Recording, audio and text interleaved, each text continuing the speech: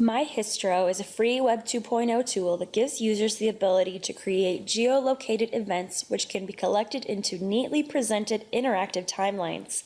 This tool ultimately helps connect history and geography and allows students the freedom to be creative in the exploration of historical events.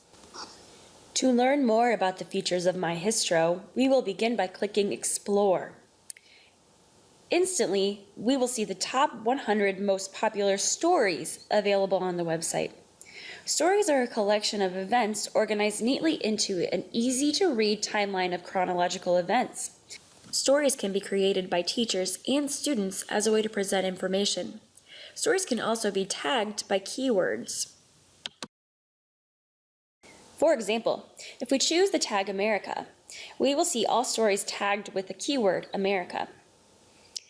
To get a better idea of what a story consists of, we will look at the example, the American Revolutionary War. This story is made up of a large number of individual events, which can be seen listed here. Event details can include an event description, a location, dates, images, and even videos. Users can create their own events in order to tell their story or recall and present important events in history, like we see here. We can view more details of the event by clicking on its title. When we do so, the details will appear in a lightbox and will allow for easy viewing of the description, location, dates, images, and any other details added by the event creator. If we scroll to the bottom, we do have the ability to view the images just as they were uploaded by clicking on them. Geolocation is one of the special features available with this tool. Instead of simply stating where these events occurred, event creators have the ability to show on a map where the events were located. By clicking the Next button, we can view the next event that appears in this timeline. We can click the Back button to view the previous event. Events will appear in chronological order. If we exit the lightbox, we can see the whole story, including the locations and timeline, which outlines all of these important dates. This gives a full overview of this story as set up by the author. To begin using MyHistro, to create your own events, timelines, or stories, you must first sign up for your own account. To do so, click the Sign Up button in the upper right-hand corner of the screen. You can create your account by entering your first name, last name, and email address, and then a password. You then need to check the box next to I am old enough to use social media in my country. Once you have filled in this information, click the Sign Up button to create your account. Once you've created your account and logged in, you'll be landed on your dashboard. I prefer to click the Me link at the top of the page to view all of my events and my stories in one spot. You can also click on the different icons that say Events and Stories to view them separately. To begin, I'm going to create a new event. A Create New Event lightbox will appear. The next step is to enter the event details. These include the name of the event, the appropriate event start date and end date, if there is an end date. This is optional. You can also add photos to your event by clicking Add Photos. You can add a description by typing into the text box. And you can add a location by typing into the location box and pressing Search. Once you have entered all of these details, you can click the Save button and your event will be saved.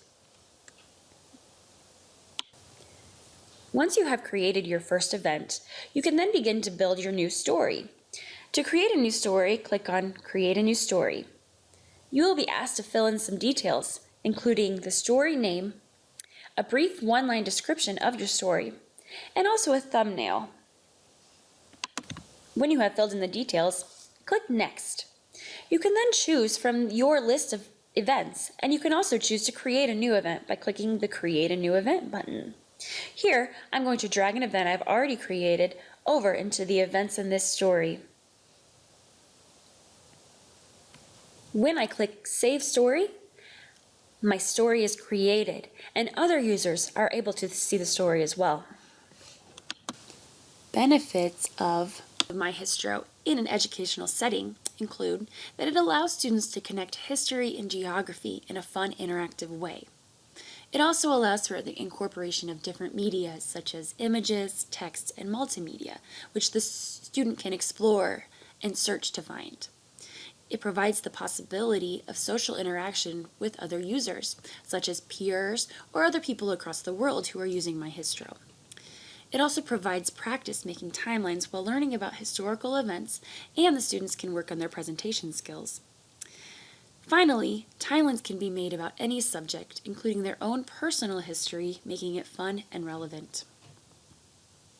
Some of the drawbacks of MyHistro in education are that MyHistro is not monitored for accuracy, so teachers will need to be required to check for accurate information. It may not always be a reliable source of information for students, so they may want to use other information for their research. Students must also be over the legal age of using the internet in their country, which may be limiting depending on the location of the student. And because the tool is free, it may not always work at the highest speeds. In conclusion, MyHistro is a fun and interactive tool which allows students to engage in the creation of timelines and maps, which is an essential feature of history and social studies. Today, we answered some of the following questions.